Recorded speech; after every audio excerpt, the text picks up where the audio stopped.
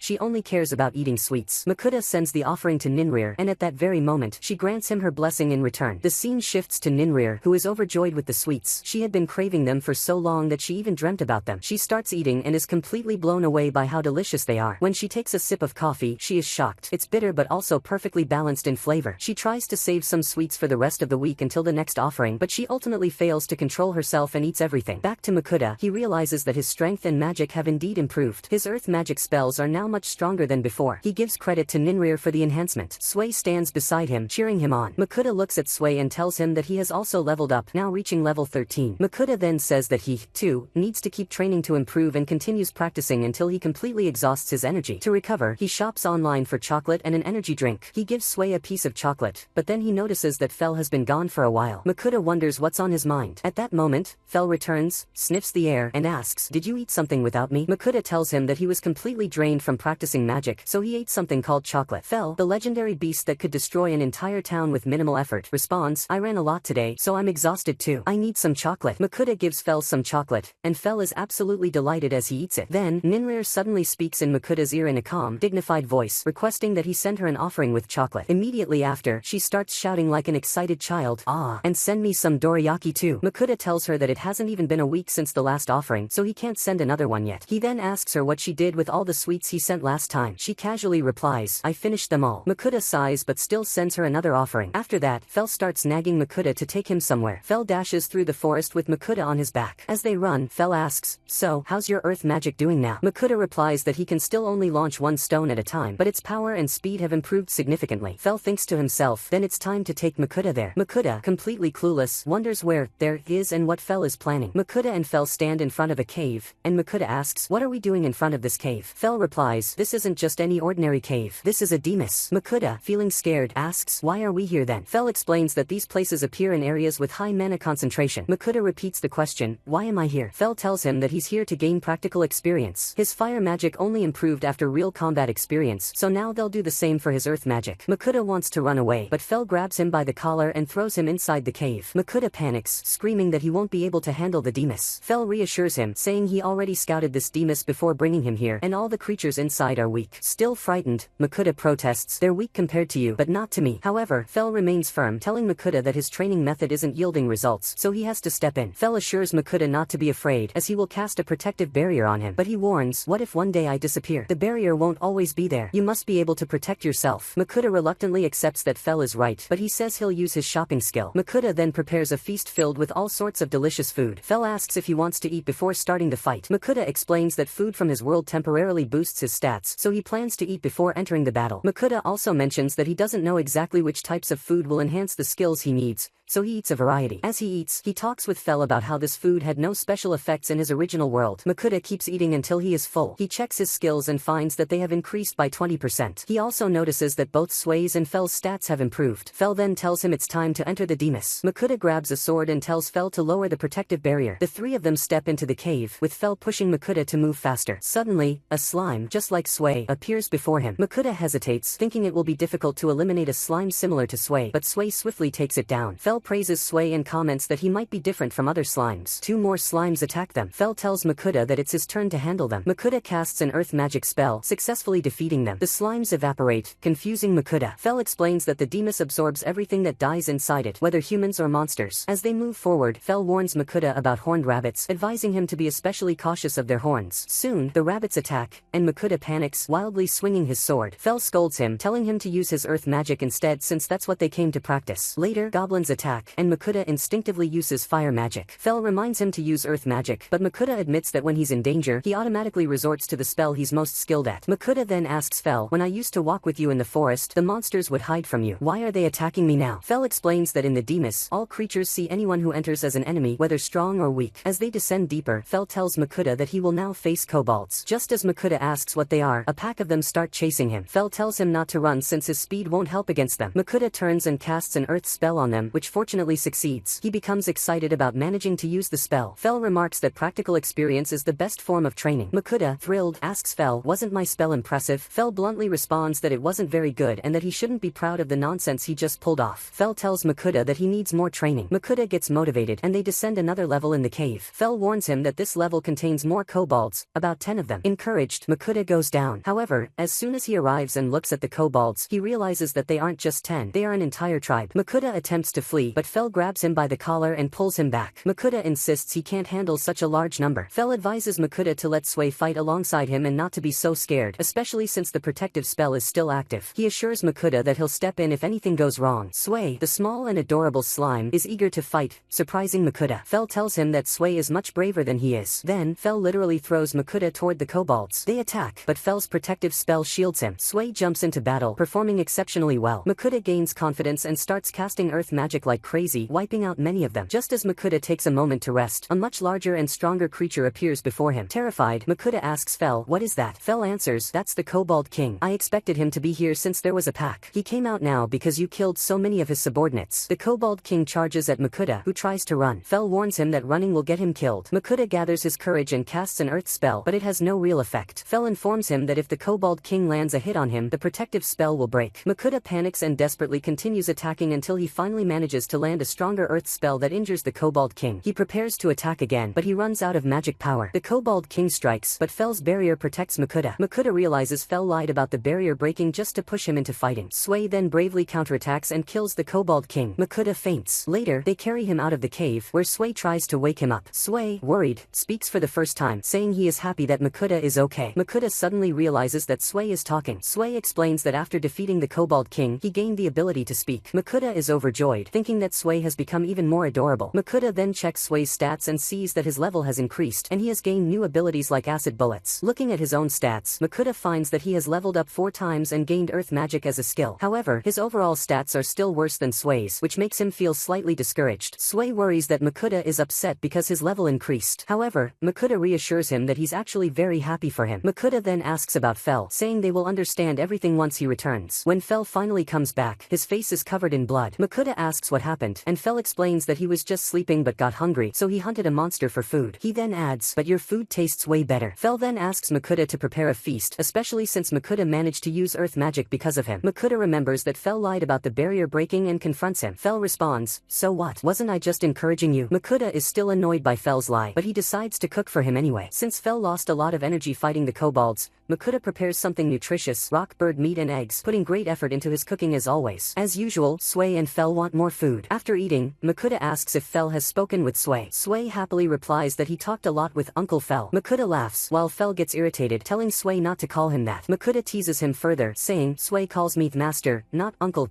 Fel yells again, making Sway scared and cry. Makuta quickly comforts Sway, soothing him until Fel finally allows Sway to call him Uncle Fel. Fel, Makuta, and Sway set off, and Fel tells Makuta that the forest is divided, half is under the control of the Orthros, and the other half belongs to the Griffin. That's why humans avoid the forest, as it's dangerous. But Fel keeps running with Makuta on his back through the forest. Makuta gets terrified and says, "Aren't these monsters incredibly strong with a high level?" Fel replies, "That's correct." Makuta then asks, "So why are we passing through their territory?" Fel answers that they pose no threat to him, and even they know they can't challenge him. Fel adds that only the young, brave ones among them are foolish enough to confront him. Then Makuta asks the dumbest question possible, "Are there many of them?" Fel responds, "Of course they multiply. What do you think?" Suddenly, 3 Orthros monsters appear in front of them. Fel tells Makuta to take Sway and hide somewhere while he deals with them. Makuta doesn't hesitate and runs away. Meanwhile, Fel says to the monsters, "Do you even understand what it means to fight me?" He casts magic on them and defeats them in a split second, ending the battle effortlessly. Makuta is shocked by Fel's strength, and Sway keeps saying that Uncle Fel is really strong. Makuta approaches Fel and asks if the way he instantly defeated the monsters was a magic skill. Fel, full of himself, says it's a skill called Rending Claws. He explains that he infuses his claws with magic and then lands a decisive blow that shreds his enemies. Makuta notices that Fel is slightly arrogant. Sway asks Makuta if he can do that too. Makuta tells him that he doesn't have claws, but his acid bullets are an incredibly powerful skill. Makuta keeps praising and doting on Sway, which slightly irritates Fel. Fel notices and asks him why he's so tense. Makuta says it's only natural to be scared after the Orthros attack them. Fel reassures him, saying they aren't foolish enough to attack again. Fel then asks Makuta if he has prepared the food. Makuta is still scared and asks if the protective barrier is still on him. Starts feeling like there's a difference in how Makuta Makuta treats him compared to Sway. He tells Makuta that his behavior towards Sway is different from how he treats him. Makuta then asks Fel how much longer until they leave the forest. Fel replies that they have crossed half of it in 3 weeks. Makuta calculates that they have another 3 weeks left on this journey. He checks his remaining meat supply and finds that it will barely last the 3 of them for another 3 weeks. Makuta decides to cook snake meat, seasoning it with chicken spices. He puts great effort into preparing the dish. Fel and Sway enjoy the food so much that they ask for seconds. They love it so much that they even distract Makuta and steal some of his share. Then, they resume their journey, with Makuta riding on Fel's back. As Fel is running, he suddenly stops. Makuta asks him why. Fel explains that he has found a rare mushroom called the healing mushroom. He says it's named that way because it can heal anyone who eats it. He also mentions that it's used as a medical ingredient, but anyone can eat it normally, and it can heal deep wounds and broken bones. Makuta looks around and sees a lot of them. He decides to pick some and keep them since they're valuable. Suddenly, Sway begins glowing. Makuta gets worried and asks if he's okay, but Sway is unsure. Makuta keeps checking on him to see if anything is wrong, but Sway insists he's fine and jumps around happily. To make sure, Makuta uses his appraisal skill on Sway. He notices that Sway has gained a new skill called healing potion creation. Makuta asks Fel about this skill. Fel suggests that it might have developed because Sway ate a large amount of healing mushrooms. He recalls that a long time ago, he saw a slime turn into metal after eating too much metal and gaining a related skill. Makuta deduces that slimes evolve based on what they consume. He tells himself that this new skill isn't bad and will be useful. He praises Sway even more and encourages him to try using his new skill. Sway tries his hardest for Makuta. Makuta tells Sway not to push himself too much if he's struggling, but Sway keeps going and successfully produces a magical healing liquid which Makuta bottles. He sniffs it but finds it odorless. Then, he uses his appraisal skill and discovers that it's a high-quality healing potion capable of saving anyone on the brink of death. Makuta asks Fel if he has ever seen anything like this before, but Fel says it's his first time encountering it. Makuta then asks Sway what high-quality means. Sway explains that the potion can cure all diseases and wounds. Makuta asks Sway again if he can create different types of healing potions. Sway begins producing different kinds, one for major wounds and another for minor ones. Fel is amazed and says that he has lived for a very long time, but this is the first time he has ever seen a slime capable of making healing potions. He also remarks that Sway is very intelligent for a slime and is truly unique among his kind. After that, the three enter the griffin territory where they encounter a griffin. They assume it will attack them like the Orthros did, and Fel gets ready, telling Makuta to stay calm in battle. However, the griffin bows to Fel and speaks to him very respectfully, saying he has a request. Fel tells Makuta that since the griffin can speak human language, it means he is highly intelligent. The griffin confirms this, saying that his request is for Fel to fight him so that he can become the leader. He explains that if he fights a powerful Fenrir like Fel, a strong Fenrir to prove he deserves to lead the pack. The griffin bows again and earnestly pleads with Fel to accept his request. Fel agrees and tells the griffin that he won't hold back in battle. Fel then says, "It looks like you're ready to throw your life away." But Makuta tells Fel not to kill the griffin. The fight begins, and the griffin proves to be strong, shooting his feathers like bullets and creating a griffin regains consciousness and calls himself a failure, saying he wasn't able to accomplish anything. Makuta tells him that's not true and points to a small wound on Fel's body, saying that he managed to injure the legendary beast Fenrir. Makuta keeps poking at Fel to make him admit it, and Fel, clearly irritated, finally acknowledges that the griffin did wound him. The griffin stands up and calls his entire pack, where he is officially accepted as the leader. He sincerely thanks Fel. That night, Fel tells Makuta that he used more power in his fight with the griffin than usual, so he wants extra meat with his meal. Makuta scolds him, saying he already eats way too much meat every day, but Fel tells him that in return, they will pass through the griffin territory faster, since he knows Makuta is afraid. Makuta prepares fried orc meat with sauce and serves it to Sway and Fel. As always, they love the food and ask for more. As always, Makuta cooks for them again. Fel then asks Makuta if he has been sending tribute food to the wind goddess Ninrir. Makuta realizes he can. The next day, the three finally leave the forest. Makuta remarks that their journey through the forest lasted a month and a half and was incredibly long. They head toward the kingdom of Leonhardt, and Makuta notes that they are out of meat and need to visit the guild to check on their captured monsters. Fel is shocked and upset that they have run out of meat. He immediately speeds up to find a city, but along the way, Makuta spots a caravan being attacked by bandits. He tells Fel to go save the caravan immediately, promising to cook him a luxurious dinner in return. Of course, the mention of food motivates Fel, and he rushes to help. The bandits are fiercely fighting the people in the caravan. Fel arrives, lets out a powerful roar, and threatens to tear them apart if they make a move. He orders them to drop their weapons. The caravan leader repeatedly thanks Makuta and introduces himself as the leader of the adventurers escorting the caravan. He asks if Fel is Makuta's contracted beast and then asks Makuta where they are headed. The caravan leader explains that they are traveling to the city of Carolina, which is located in the kingdom of Leonhardt. Makuta asks if they can accompany them there. The leader tells Makuta that of course they can and that they will feel much safer with them around. Makuta, Fel, and Sway travel with the caravan while the adventurers talk about Fel. Some rumors claim that he is the legendary beast Fenrir, while others say he is just a giant wolf. Makuta overhears the conversation and is shocked at how quickly news about him and Fel has spread. He recalls that adventurer guilds transmit information instantly, and he becomes extremely worried about being discovered as someone from another world with an item box and an online shopping skill. He is also concerned about Fel, knowing that everyone would want to exploit him and use him for their battles. He hopes they don't get into any trouble, especially with the rulers of different countries. At night, while Makuta is still anxious, Fell approaches from behind and reminds him not to forget his promise of a luxurious meal for saving the caravan. Since he did save them, it's now Makuta's turn to prepare a fine meat dish. Fell and Makuta move to a more secluded spot away from the caravan so Makuta can cook for him. Makuta asks Fell what he wants to eat, and Fell immediately answers, meat, of course. Makuta grumbles about Fell's obsession with meat, and at that moment, Sway also says he wants meat. Makuta, completely content, laughs and tells Sway he'll make him whatever he wants. However, all the meat they had is now gone, leaving only leftovers of different kinds. Makuta gathers all the remaining meat and cooks it since they are close to reaching the city, and also because he promised Fell a fine meal. Makuta prepares a delicious dish, and the smell fills the air. The scent drifts to the adventurers, who follow it until they find Makuta cooking. Makuta invites them to eat, and he keeps cooking for everyone multiple times until they are all full. However, Fell isn't satisfied yet and asks for more. Makuta tells him that they're out of meat. The adventurers thank Makuta profusely, saying they've never tasted food this delicious before. As a token of appreciation, they tell Makuta and his companions to rest while they take care of guarding the captured bandits. But first, Fell scares them a little before they all go to sleep. The next day, they arrive at Carolina, the fifth largest city in the kingdom of Leonhardt. The adventurers head to the guild to hand over the captured bandits, and Makuta and Fell go with them. At the adventurers guild, the receptionist tells Makuta that his membership has been cancelled. He doesn't understand why it would be revoked, so she asks if he stopped taking quests for more than a month. She explains that the guild interprets a lack of quests as a sign that someone isn't interested in being an adventurer, so they cancel the membership. She adds that this mainly happened because of his rank. If he had been promoted, he could have gone up to 3 months without activity without being removed. Makuta realizes that his only option is to re-register with the guild. The receptionist notices that he seems to have a new contracted beast and asks what type it is. Makuta shows her Sway, and she looks at him with surprise and mild disgust, questioning why his contracted beast is a slime. Makuta insists that his slime is different from any other, but everyone in the guild laughs at him. After that, Makuta goes to sell the monsters Fell hunted. However, one of the adventurers from the caravan insists on watching, curious about what kind of creatures Fell is capable of catching. Makuta agrees to let him see. Makuta takes out all the monsters, and everyone is shocked by the number of high-ranked creatures. They conclude that Fell isn't just a giant wolf, he really is a Fenrir. Makuta then asks the butcher processing the monsters if there are other places that properly preserve monster materials, but the butcher says the other places are of low quality and would only focus on extracting the meat, neglecting other valuable parts. The butcher comments that viper meat has an amazing flavor. Makuta and Fell agree, saying they would love to eat some. The adventurers from the caravan overhear this and are stunned. One of them asks Makuta what kind of meat he served them the previous night. Makuta casually responds that it was a mix of viper, orc, rock bird, and other monster meats. Everyone starts apologizing in shock, realizing they had eaten such expensive ingredients. But Makuta tells them there's no need to apologize since, as they can see, he has plenty of high-quality meat to last for months. The adventurers thank him and tell him that he and his companions are now well known in Carolina. They encourage him to find them if he ever needs help. They also assure him that he doesn't need to worry about anything since no one in the city would dare trouble him as long as they are his friends. They recommend an inn where he can stay for the night. Makuta thinks to himself that he should take on guild quests so he can continue hunting monsters there, which is strange since he never actually wanted to be an adventurer in the first place. Just as he is about to sleep, he hears a voice reminding him that he still has things to do and that she had waited since he was busy. Makuta suddenly remembers the wind goddess Ninrir and that he still needs to send her an offering of sweets. Makuta wonders how Ninrir, the wind goddess, is only focused on eating sweets from his world. Feeling exhausted, he falls asleep. The next day, Makuta goes to choose a quest. He finds options like collecting medicinal herbs for 2 points or hunting goblins for 3 points. Fell tells him to pick the goblin hunt since he can easily take them down. However, Makuta insists on choosing the easier and safer mission. Fell keeps pressuring him, but Makuta says that if he earns just 1 point per day, it will take him 3 months to get promoted. Fell communicates telepathically, urging Makuta to hunt goblins since it will help him rank up quickly, allowing them to visit the ocean sooner. Makuta refuses and says he has bad memories of goblins because of some legendary creature. Then he asks Fell why they need to go to the ocean so soon. Fell gives the predictable answer, they need to go because the sea has delicious creatures that Makuta can cook for him, and he wants to go as soon as possible. Makuta declares that he will never go to the ocean, but Fell shouts at him, saying that Makuta is the reason he loves fish now, ever since he cooked for him at the lake. Fell then asks Sway if he wants to fight. Sway excitedly responds with a yes. Makuta tells Sway that fighting is dangerous and that they should choose a safer task, but Sway insists that he wants to fight. Makuta is too weak against Sway's cuteness, so he agrees, and they go hunting goblins. When the three arrive at the forest, they spot 3 goblins. Makuta is scared and hesitant to attack, even though Fell keeps encouraging him. But then, the little but deadly Sway charges in and wipes out all 3 goblins in a single strike. Makuta is required to bring back their ears as proof of the hunt, so he cuts them off reluctantly. Fell teases him, saying he should be used to cutting meat by now. Makuta yells at him, saying this is not the same thing. Fell looks at Makuta and says that goblins have been drawn to his loud voice. Once again, the small but fierce Sway charges in and effortlessly eliminates them all. Fell says that since so many goblins are here, there must be a nearby colony. Makuta adamantly refuses to go, but Sway is overly excited. Sway turns to Makuta and says, please, since Sway is too adorable, Makuta gives in, and they head toward the colony. Once there, Sway, the ever-enthusiastic slime, wipes out all the goblins with ease. Makuta collects all the goblin ears. The amount of corpses piled up is enormous. Makuta tells Fel that they can't leave them there since it would attract other monsters, and they are too close to the city. Burning them would be dangerous as well, as it could ignite the entire forest. Fel suggests that Sway swallow them all. Suddenly, Sway expands, growing significantly larger. He splits into countless smaller versions of himself and devours all the goblin bodies. Makuta had initially planned to take 3 months to rank up by collecting points, but in the end, he managed to gather them all in just one day. Makuta takes the goblin ears and heads to the Adventurers Guild. Everyone there is shocked by the number of goblins he hunted in a single day. Even the guild master himself wants to meet him, but Makuta is extremely annoyed that he has drawn so much attention. The guild master's name is Willem, and he tells Makuta that he heard he exterminated a large number of goblins. Makuta explains that he passed by a goblin colony, which is why there were so many. Willem then tells him that the guild will also reward him for wiping out the colony. The guild master assumes that Fenrir was the one who took them all down, but Makuta pulls Sway out of his bag. Sway's level has risen so much that he can now communicate telepathically. Sway then tells Makuta through telepathy that he was the one who killed the goblins. Willem asks about the slime, and Makuta explains that while Sway is indeed a slime, he is incredibly strong and unlike any other. In fact, he's even stronger than Makuta himself. Willem remarks that their team is truly fascinating and explains that he summoned Makuta because he received a letter from the royal palace regarding Makuta and Fenrir. Willem then explains the contents of the letter, saying that the king has declared that Makuta is free to live in his kingdom and no nobles or wealthy individuals will trouble him. In return, if an emergency arises in the kingdom, Makuta must offer his assistance. Makuta asks if it's really true that no one will bother him in the kingdom. The guild master replies that simply having a legendary beast within the kingdom makes it nearly invincible against any threat. Makuta is overjoyed to hear that he can live freely in the kingdom without being disturbed. Willem then tells Makuta that he wants to discuss another matter, his rank. Makuta states that he wants to rank up from G to F so his license won't get revoked during long journeys. Willem replies that he can use his authority to promote Makuta directly to rank C instead of F. He explains that it's well deserved, considering that Makuta is a tamer of a legendary beast like Fenrir. However, in return, Willem wants him to take on a few quests. Makuta declines, stating that he doesn't want to be an adventurer, but the guild master clarifies that the quests are ranked A and S, meaning they are meant for Makuta's contracted beast, specifically Fenrir. Fel confidently accepts the quests, saying that he's very strong and there's nothing he can't handle. Willem explains that high-rank quests often pile up at the guild since there aren't many adventurers capable of taking them. Makuta then informs Willem that he has more monsters to sell aside from the ones he previously sold. These are Chimera and Orthros monsters, extremely powerful creatures. No one in the guild has ever seen them before. Willem tells the butcher to keep this information a secret. Makuta explains that he didn't take them out in front of others to avoid causing a major commotion. The guild master tells him that these monsters would have done more than just cause a commotion, and he appreciates that Makuta chose to show them only to people he trusted. Willem then tells Makuta that there are many monsters he can't even afford to buy, and some that he can't even price properly. The butcher adds that there are creatures among them that he won't be able to butcher, as he has never encountered anything like them before. Makuta returns the monsters to his item box. The butcher admits he never imagined he would have to cut up creatures like these. Makuta asks if they are rare, and the butcher confirms that they are extremely rare, ranked S and SS. Makuta thinks to himself that Fel caught them effortlessly with just his little toe. Sway then pops out of the bag, saying that he wants to become strong like Fel and hunt powerful monsters too. The guild master tells Makuta that he can return tomorrow to collect his new card, which will officially list him as rank C. That night, the three of them sit together, feeling hungry. Makuta prepares a light meal using rock bird meat, as they had recently been eating a lot of oily food. Sway helps him with the cooking. They eat happily, but it's clear that Fel is feeling uneasy. He tells them that human cities are too cramped and suffocating. Makuta says he understands, since Fel always sleeps outside in open areas under the stars. Makuta places a soft mat beneath Fel, hoping it might help him feel more comfortable. The next day, Makuta heads to the guild and receives his new card from Willem. The guild master tells him that adventurers ranked C can go up to 6 months without taking quests before their license is revoked. Willem also gives Makuta his payment for the monsters he delivered to the guild. The first batch is worth 461 gold coins, and the meat is stored in the guild's warehouse for Makuta to collect at any time. The second batch is worth 1,415 gold coins, and the bounty for hunting goblins and destroying their colony brings the final total to 1,946 gold coins, a massive amount. Willem informs Makuta that this is the highest payment the guild has ever given to an adventurer. Makuta realizes that he now has over 2,000 gold coins and becomes nervous that thieves might target him. Willem then tells Makuta that there are 2 guild quests for him. The first is to hunt a metal lizard, and the second is to take down a herd of bloodhorned bulls. Willem requests that Makuta prioritize hunting the metal lizard first. The guild master provides information about the metal lizard, explaining that it has made its nest on Mount Pascal, which is about 2 days away from Carolina. He also mentions that the lizard settled there because it found a suitable food source. The creature is resistant to physical attacks due to its metallic scales. Makuta realizes how dangerous it is, noting that he had no idea it was this strong since Fel caught one so easily before. Willem then provides details about the herd of bloodhorned bulls, explaining that they have settled in the western plains. Their aggressive nature and large numbers make them extremely dangerous. Fel interjects with an important fact. He says that their meat is is incredibly delicious. Willem confirms this, stating that their meat is highly prized among humans. Makuta also starts thinking about different ways to cook it. The guild master adds that they will increase the purchase price for the meat since they want to buy half of it. Makuta and Fel leave the guild, and Makuta is relieved that they have stocked up their meat supply again. He mentions that they will head out for the quest tomorrow, but Fel says he has no problem leaving right away. Makuta points out that if they leave now, they'll return at midnight, so it's better to wait. Makuta also wants to buy a new bag suitable for Sway, so he visits the merchant whose caravan they saved from the bandits. There, he buys a bag, a pouch, a belt, shoes, and a sword sheath. The total comes to 11 gold coins, but the merchant refuses to accept any payment, saying that Makuta and Fel saved his life and also fed them high-quality meat, which is worth far more than gold. The merchant then asks Makuta if he hunts red vipers. He explains that he wanted to buy some, but the guild had already sold them to a wealthy family. Makuta confirms that he does hunt them but sells them to the guild. The merchant begs him to sell to him directly if he catches another one. Makuta bids farewell and leaves. Later, Makuta prepares a feast for Sway and Fel, cooking with passion. They enjoy their meal before sleeping, knowing that a new adventure awaits them the next day. Makuta and Fel set out for Mount Pascal the next day to hunt the metal lizard. They search for its nest, and Makuta tries to locate it using a map, but Fel simply sniffs the air and instantly figures out where it is. Fel dashes forward until he reaches a cave, stopping to declare that this must be the nest. Makuta doesn't want to enter the cave with Fel, but Fel doesn't give him a choice and rushes inside. Inside the cave, Fel, Makuta, and Sway spot the lizard. Makuta notices that it has a slight shine to it and realizes it is eating a glowing metal. Fel explains that the lizard has transformed from a metal lizard into a mithril lizard because it has been feeding on mithril ore. He adds that mithril is a light yet durable metal that is compatible with magic. However, it can easily be cut through, and magic is only half as effective when used against it. Makuta tells Fel that if that's the case, he won't be able to defeat it since it's not just a regular metal lizard, but Fel simply casts a single spell, crushing the lizard into the ground. Proud of himself, he boasts to Makuta, saying that he just needed to unleash a spell strong enough that it couldn't block. Makuta then steps forward and stores the mithril lizard in his item box. Looking around, he sees that the cave is filled with mithril ore. Makuta considers taking some of the metal to craft armor that would protect him from magic, and Sway excitedly starts gathering some as well. Suddenly, Fel approaches and asks Makuta if he plans to use the mithril to make armor. Makuta is startled and asks if Fel can read his mind. Fel feels deeply insulted and yells at Makuta, declaring that the magical barrier he places on him is 1,000,000 times stronger than that metal. Fel then tells Makuta that they should move on to their next mission. Makuta is shocked that Fel wants to complete both tasks in just 2 days, but Fel has a compelling reason. He simply wants to hunt the bulls quickly because their meat is delicious. The three of them arrive at the herd's location. Makuta tells Fel that he and Sway will wait at a distance while Fel takes care of them. Fel charges ahead, and Sway jumps out of the bag, asking Makuta where Uncle Fel went. Makuta explains that Fel went to hunt the bulls, but before he can finish speaking, Sway dashes off to join the hunt. The two of them take down the entire herd in seconds. Makuta begins storing the bulls in his item box with Sway's help. He realizes that even after giving half the meat to the guild, he will still have an enormous amount left. He starts thinking of various ways to season the meat so they won't get bored of it. Afterward, the three of them have lunch, eating the sandwiches Makuta had prepared in advance. They return to the guild, where the butcher and Willem are shocked to discover that the lizard isn't just a regular metal lizard, it has transformed into a mithril lizard. They remark that Makuta always brings them the strangest things. Makuta asks if the lizard is really that rare, and they tell him that the last recorded mithril lizard sighting was over 400 years ago. They also explain that mithril itself is an extremely rare metal, only mined from 3 mountains in the world. They tell Makuta that he must hand over the mithril lizard to the guild, adding that the city's ruler will likely present the lizard's skin to the king along with the news that a mithril-rich mountain has been discovered. Willem reassures Makuta that, of course, they won't take the lizard for free. He can negotiate the price to reach up to 5,000 gold coins. Makuta is stunned by the number, and the butcher jokingly tells him he should be envious of his earnings since he can now live comfortably for the rest of his life. But Makuta is genuinely overwhelmed and tells the butcher that these massive sums of money are starting to terrify him. Willem says that they won't be able to take the lizard from him until they can gather the funds for it. He asks Makuta to keep the discovery a complete secret. Before Willem can even finish telling Makuta that he needs to complete the bull hunt as soon as possible, Makuta pulls out the entire herd at once and declares that the mission is already complete. The butcher and Willem are utterly speechless at the speed of it all. After leaving the guild, Makuta talks to Fel and Sway about how anxious and uneasy he feels. He worries that his peaceful life will completely collapse under all these recent developments. But as always, Fel has an incredibly sharp perspective on the truly important things. He asks Makuta about the bull meat and demands that he prepare their meal quickly. As usual, the three of them gather around for food, lifting their spirits as they eat. Makuta prepares an extravagant meal for them, and they are delighted because the taste is incredible. They try the meat with different sauces, filling themselves to the brim. After eating, Fel tells Makuta that he no longer eats raw meat unless absolutely necessary because he has become accustomed to Makuta's delicious cooking. Makuta Makuta blushes, thinking Fel is just flattering him, but Sway enthusiastically agrees with Fel's statement. Makuta thinks to himself that, thanks to Fel and Sway, he is able to enjoy his life in this world, and he should put more effort into making them even tastier food. At night, in his room, Makuta searches for sweets online to offer to the wind goddess Ninrir. He is peacefully choosing, but then Ninrir suddenly speaks to him, demanding that he send a large amount. Makuta asks her what kind she likes, and she lists a long selection of sweets, telling him to send them immediately. When the offering is sent, Makuta suddenly hears voices from multiple people. It turns out to be the goddesses of fire, earth, and water. They make an agreement with him. They will grant him minor blessings like Ninrir in exchange for weekly tributes of sweets. The fire and earth goddesses grant him their blessings, and Makuta asks the water goddess to give her blessing to Sway instead. When Makuta checks his status, he sees that he and Sway have indeed gained new blessings. He decides to keep this a secret and not tell anyone about it. He and Sway agree to test their magic the next day to see how the blessings have affected them. The following day, Makuta's fire spell is far larger than before, and his earth magic is so powerful that it topples trees. Despite using a large amount of magic, he doesn't feel exhausted at all. Sway also tests his magic, seeing how much the blessing has enhanced his abilities. However, Sway turns out to be far stronger than Makuta, effortlessly knocking down multiple trees. Seeing Sway's strength, Fel suggests that they have a sparring match. Makuta refuses, saying that Sway is still small and shouldn't be compared to Fel. He then begins testing his earth magic further, finding that he can easily create walls from the ground. Fel leaves him to his training and goes hunting. When Fel returns, Makuta shows him a house he built using earth magic. He declares that from now on, he will create houses during their travels so they can sleep more comfortably. Fel then tells Makuta that he has hunted a viper for him to give to the merchant who had asked for one. Makuta starts making a massive amount of food and buys a meat grinder from his original world to make burgers for Fel and Sway. He begins grinding the meat, but Sway helps him and works much faster. Makuta makes a large batch, storing some while cooking fresh ones for Fel and Sway. The two of them are extremely happy and enjoy the meal, especially since there's cheese inside the burgers. Afterward, Makuta wants to wash his clothes, but the soap in this world is of very poor quality and doesn't produce any foam. He decides to buy soap from his world and sell it in this one, telling Fel that he is going back to being a merchant. Makuta starts purchasing soap online and transfers it into bottles from this world to avoid suspicion. After buying a lot of soap and shampoo, he wants to take a bath but realizes there's no private bath or tub where he can comfortably bathe. The next day, he visits the leather merchant he bought Sway's bag from and gives him the viper skin he promised. The merchant compensates Makuta with 50 gold coins. Makuta then tells the merchant that he came to seek his advice about a particular idea. When he mentions that he is a member of the merchant guild, the merchant is surprised, saying it's the first time he has seen someone registered in 2 guilds. Makuta takes out several bottles filled with shampoo, soap, lotion, and cream and asks the merchant if these products could sell well. The merchant insists on inspecting them first. Makuta explains each product in detail, describing what they do and how to use them. The merchant is incredibly impressed and says he is lucky to know Makuta, admitting that he can't believe he is personally acquainted with him. The merchant also mentions that his wedding anniversary is approaching and that his wife told him she doesn't want ordinary gifts like bags or accessories since she already has plenty. He then tells Makuta that these products would make the perfect gift for his wife since she loves bathing. Makuta picks up on this detail and realizes from their conversation that the merchant has a private bath and tub. The merchant explains that he had them built specifically at his wife's request. Makuta is shocked to learn that people in this world actually have baths and tubs, but at the same time, he is delighted because this means he can buy one for himself. Makuta asks the merchant if he can see his bath. The merchant explains that building one is very expensive, costing several hundred gold coins, and that any merchant who owns a bath is considered successful. Makuta tells himself that he wants one no matter the cost. Since he has plenty of money, he can afford it. The merchant then offers to introduce him to someone who builds baths if he is interested. They part ways after Makuta gives the soap and shampoo to the merchant so he can try them out and decide if he wants to buy them as gifts for his wife. The next day, Makuta visits the merchant again, and both the merchant and his wife are eagerly waiting for him. They tell him that the products are amazing and that they made their skin softer and their hair healthier. They ask him to sell them a large quantity so they can resell them in their shop to nobles. Makuta agrees and finalizes a deal, packaging the soap in bottles from this world before selling them. Makuta returns to Fel and Sway, exhausted from transferring the soap and shampoo into new bottles. He reassures them that the deal went well. Fel asks him what he plans to do next, and Makuta replies that he is going to meet the guild master since he has returned from his travels. At the guild, Makuta hears that stray wyverns have appeared, and no one has hunted them yet. Many people have spotted them recently, and they are high-ranked monsters. Makuta enters the guild master's office and sees a small mountain of gold coin bags. He is stunned by their sheer size. The guild master tells him that the matter has finally been settled and that the city's ruler is grateful to Makuta for discovering a mithril mine. As a reward, he is given 5,800 gold coins. The first thought that comes to Makuta's mind is that he can now easily afford his own private bath and tub. However, the receptionist suddenly rushes in and informs the guild master that a swarm of wyverns has attacked a low-ranked adventurer party in the western plains. The guild master explains that the wyverns are searching for the bloodhorned bulls that Fel and Sway had already hunted. The guild master asks about the damage, and the receptionist reports that everyone escaped, but most of them were poisoned due to severe injuries. There are a large number of wounded adventurers in the guild building, but there aren't enough healing potions to treat them, and they are on the verge of death. The guild master orders everyone to go out and search for potions to buy as quickly as possible. However, Makuta steps forward and takes out the potions that Sway had made, saying they might be enough. As soon as the potions are applied to the wounded, they heal completely, leaving everyone astonished by Makuta. After treating all the injured adventurers, the guild master rallies the remaining fighters, telling them that they must defend their country and fight the wyverns. He declares that any adventurer ranked C or higher must participate in the battle. However, Fel suddenly enters and declares that he alone will take down the wyverns. In return, he will keep all of their meat since it's delicious. The guild master adds that they will also pay him a monetary reward. Fel says they will set off for the mission immediately. The guild master wants some adventurers to accompany them, but Fel refuses, saying there is no need for them and that they would only get in the way. The guild master bows to Fel and pleads with him to protect their city. He also asks Makuta to take care of himself. Fel takes Makuta and Sway, and they head to where the wyverns are located. Fel tells Sway that he will teach him how to fight against a flying opponent. The two of them charge in and attack the wyverns. Fel instructs Sway to aim for their wings or heads to bring them down to the ground, where they can be fought more easily. Fel and Sway form an unstoppable duo, battling the wyverns. Makuta watches from a distance, but one of the wyverns notices him and attacks. Fel and Sway rescue him at the last second. After completing their mission, they sit down, and Makuta prepares them a delicious meal using the burgers he made earlier. They enjoy their food and are extremely satisfied. Meanwhile, everyone at the guild is anxiously waiting for their return, eager to find out what happened. The guild master continues to wait, even though Makuta and Fel are taking a long time to return. When they finally arrive, the guild master rushes over and asks how things went. Makuta informs him that they successfully eliminated all the wyverns in the plains. Fel confirms Makuta's statement, saying he couldn't sense the presence of any more wyverns in the area. All the adventurers cheer in celebration, which surprises Makuta. The guild master explains that it's only natural for them to be this happy because, even if all the adventurers had gone out to fight the wyverns, even if they had succeeded, at least half of them would have died. The guild master also says that because they were delayed, all the adventurers had been worried. After all, if even a Fenrir couldn't handle the wyverns, how could they stand a chance? But Makuta doesn't have the heart to tell him that they were late simply because they had a picnic and were eating. However, Fel, in his usual straightforward manner, casually reveals that they took their time because, after defeating the wyverns, they stayed to enjoy their meal. He adds that wyverns are too weak to be a real problem for him. Then, Sway jumps in and cheerfully declares that they ate burgers. Sway and Fel continue talking about the food and praising it, leaving Makuta extremely embarrassed. Makuta hands over the wyvern corpses to the guild and tells them that he only wants the meat. The guild master offers to buy all the other valuable parts, but since they don't have enough money to afford everything, they decide to purchase only half, with the butchering being done for free. Later, Makuta returns to his room and prepares offerings for the goddesses of water, fire, earth, and wind. This time, the offerings aren't just sweets. They include desserts, refreshments, shampoo, and other items. The goddesses are delighted and continue to bless him. The next day, as they walk through the city, everyone is talking about them. People say that they defeated 13 wyverns and saved the city. Makuta continues on his way until he reaches the store where he will finally fulfill his dream. After that, Makuta starts preparing lunch for the three of them, but Fel is late. To pass the time, Makuta decides to cook a dish that takes longer to prepare until Fel returns. A little while later, Fel arrives carrying a massive corpse. Makuta asks what it is, and Fel replies that his battle with the wyverns was too boring, so he decided to find another fight. He encountered a fire dragon, sparred with it for a bit, then took it down and brought it back. Makuta doesn't know what they're supposed to do with a dragon, but Fel simply tells him that fire dragon meat tastes delicious. Makuta replies that the problem isn't the taste. The real issue is that his item box is getting filled with rare monsters,